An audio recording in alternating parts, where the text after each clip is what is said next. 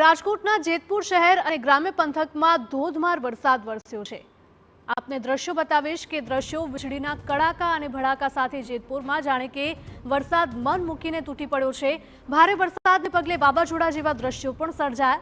આપને જણાવી દઈએ કે મેવાસા, ખેડસરા, વીરપુર સહિતના ગામોમાં વરસાદી આફતના સમાચાર છે। તો ભારે વરસાદને પગલે રસ્તા પરથી જાણે કે નદીઓ વહેતી હોય તેવા દ્રશ્યો સામે આવ્યા છે। આ દ્રશ્યો ચોક્કસ ચિંતા ઉપજાવનારા છે।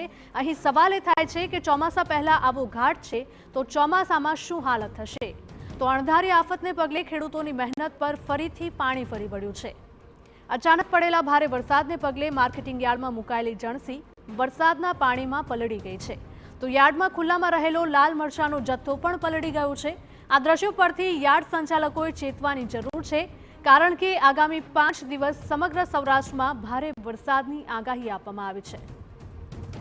તો રાજ્યભરમાં કમોસમી વરસાદ વરસી રહ્યો છે। ક્યાંક ખેડૂતો પોતાના મોઢામાં આવેલો કોળિયો છીનવાઈ જતા દુઃખમાં સરી પડ્યા છે, તો બીજી તરફ માર્કેટિંગ યાર્ડના પણ આ દ્રશ્યો સામે આવી રહ્યા છે કે જ્યાં ખુલ્લામાં પડેલો પાક ખેડૂતોનો કે જે વરસાદી પાણીમાં ધોવાઈ ગયો છે।